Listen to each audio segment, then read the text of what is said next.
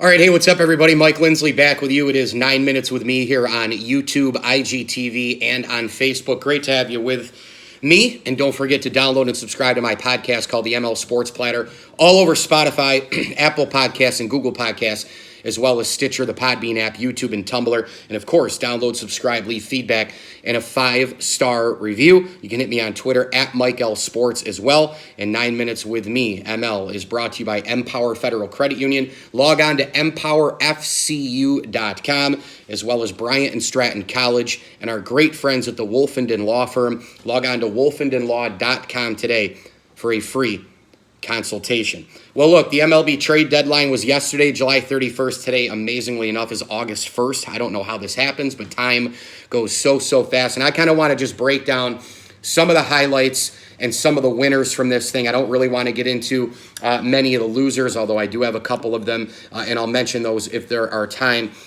is time remaining. So first of all, we have to start with the Houston Astros. It's a huge trade. I thought they were already the favorites in the American League to reach the World Series with the pitching. That's the number one reason why I always pick Houston. Justin Verlander, Garrett Cole, Wade Miley. They got a couple of youngsters that could be a difference maker. That could be difference makers at the back end of the rotation as well. And then now what you've done is you've added Zack Greinke. Zack Greinke is a guy who I don't think would have been a good fit in New York anyway. I know a lot of Yankee fans are pissed off. I'll get to that in just a little bit. But I think this is going to work for him. I think Zack Greinke is going to work for him. Also, they went out and got Aaron Sanchez. And I think that's a great move because Aaron Sanchez has tremendous potential. And if you look at the past with the Houston Astros, you have to point towards Charlie Morton, and you have to point towards even Justin Verlander in this extra renaissance that he's had during his Hall of Fame career. You've got to point towards a guy like Wade Miley. You've got to point towards a guy like Garrett Cole. They have the track record of giving pitchers even more than what they have or turning their careers around with a bunch of different analytical things and a different approach that a lot of teams don't have in baseball. And when you look at this Houston Astro team, they're going to be able to roll out Verlander, Garrett Cole, Greinke, Wade Miley, and then you can go Aaron Sanchez, and you can get the youngsters and throw them from out of the bullpen. This is unbelievable. When you look at Wade Miley, he's now probably the number 4 starter. Sanchez could be moved to the bullpen, and they could throw in somebody, one of the youngsters instead. Now they've got a ton of options. That's the bottom line. And, this is a Houston team right now that's locked and loaded. They're versatile. They're balanced. They're deep. They have starting pitching. They can kill you from the left and right side. Offensively, they're a juggernaut. The bullpen guys are fireball guys. This team is the favorite to win the American League pennant. There's no question about it. And oh, by the way, they're getting healthy now. Carlos Correa, all the way back. Jose Altuve, all the way back. George Springer has been hitting the cover off the baseball. Alex Bregman's a stud. Gurriel. They've got a million guys. Very few holes in the lineup. Houston, unbelievable day at the deadline. Now, look, with that being said, the New York Yankees don't get Zack Greinke. They don't get Robbie Ray. They didn't make a move for somebody. The Mets were looking to maybe spin Marcus Stroman after they got him from Toronto over to the New York Yankees, but they wanted Davy Garcia and Clint Frazier. That, to me, would have been a horrible move for the Yankees. Zack Greinke is not going to pitch in New York anyway. I would have loved to have known when John Heyman, the National Baseball Insider, when he had tweeted out yesterday that Robbie Ray was partly going to the Yankees and partly going to the Houston Astros. Who were the other 3 guys that they were asking for from the New York Yankees besides Clint Frazier? I would have moved Clint Frazier in a heartbeat, but I think that's important to keep in mind in terms of Zack Greinke. He was never going to the Yankees. I'm going to get back to the Yankees in just a minute, but another huge winner in the trade deadline is the Atlanta Braves. The Atlanta Braves right now, I think, could go head-to-head with the LA Dodgers in a 7-game series. Now, do I think they'd win? No, but they put themselves in much better position to go up against LA because they helped out their bullpen. They went out and got Shane Green. I think that's a huge get from the Detroit Tigers. Braves general manager Alex Anthopoulos has always been known for his aggressive moves, and here he is here, a big move. Now, Chris Martin was acquired as well, and Mark Melancon. I think the jury's still out if they can help Atlanta in a big-time way in the postseason. But getting that reliever in Shane Green, that is a huge deal. And now he'll be pumped and ready because he's going to be in a playoff chase, a division chase, and a possible pennant chase here down the line for this club. Marcus Stroman, I'm kind of like up and down with this one to the New York Mets.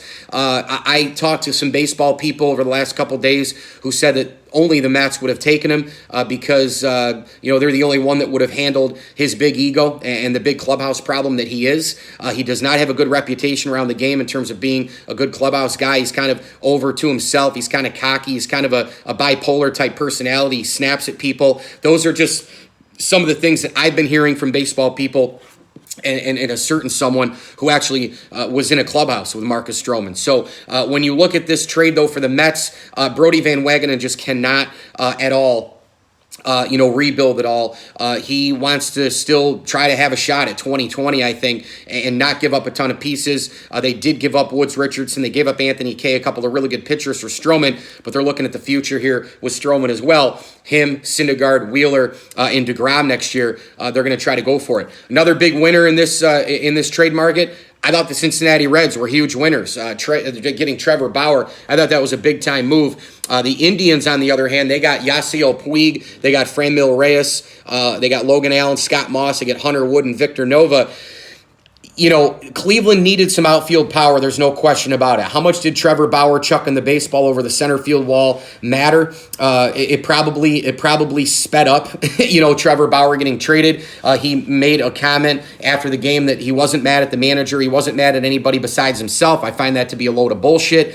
He was clearly mad at Francona for coming out. He completely and utterly turned the moment he came out and fired the ball. Please. He was absolutely mad at Francona, and we know that Bauer has been known to be a hot rocket as well. So Cleveland gets rid of Trevor Bauer. I don't think that that's going to help them long-term from a production standpoint, but maybe from a clubhouse standpoint, and they're banking on Corey Kluber and Carlos Carrasco and Mike Clevenger carrying that rotation, and they're right on the heels of the Minnesota Twins. So while people inside the clubhouse might be worried because they just gave up a big-time, maybe number 2, number 3 starter, by the same token, the clubhouse might be better, and now they've got a big-time haul in offense in Yasiel Puig, who's going to be even more motivated to play for a division title. Meanwhile, the Nationals, they get Rowanus Elias, Daniel Hudson, and Hunter Strickland. Decent moves here. They already had a quality closer in Sean Doolittle, but now they're going to go ahead and try to find a middle bridge there. Maybe it'll save Davey Martinez's job. Those are just some of the winners. Now I'm going to wrap here on the Yankees. I think that they should have done at least something. Now, again, I'm not saying Zach Greinke. I don't want him. I don't want his head case mentality. He didn't want to pitch in New York not too long ago. He doesn't want to pitch in New York now, and that contract is absolutely ridiculous. But who are the other prospects for Robbie Ray? Were they a couple of double-A guys, a couple of low, high-A guys? Who the hell were they? If it was that kind of a package, plus Clint Frazier, and you could hang on to Florial and Davy Garcia, I would have done that in a heartbeat. Why? Why not? Because you're getting another mid-level to low-rotation guy in terms of Robbie Ray. You take a stab at it. If it doesn't work, hey, whatever. You didn't give up tons to go get him. It's not like you gave up, Gallegos to get Luke Voit, which, by the way, is an amazing thing right now where people are still saying that the New York Yankees stole Luke Voit. If you paid attention to the St. Louis Cardinals, their number one reliever right now is Giovanni Gallegos, who was traded for Luke Voit. Anyway, whole other story for another day. Thought the Yankees should have done at least a little bit of something. The big problem, of course, now is that the Yankees have got to go up against maybe the Houston Astros in the postseason with a terrible pitching staff. Do the Minnesota Twins worry me that much? Not really, but when you look at the big picture, they still have Jose Barrios, Kyle Gibson, and a slew of others who can beat you in the playoffs. So I'm not sure, and Jake Odorizzi. So I'm just not sure the Yankees are going to be able to hang on to the postseason with that pitching staff. We know the offense is good, the bullpen has potential, but the Yankees needed to make at least some kind of move to help out the rotation, and they didn't do that. Granted, I don't know what the package was to go away. I'm Mike Lindsley, 9 Minutes with me here, IGTV, YouTube, Facebook. Hit me on Twitter at Mike L Sports. And we are brought to you by the Allen Angus Pub, Bryant and Stratton College, and Brian Comboy of Mass Mutual, New York State. As I always tell you, enjoy the games.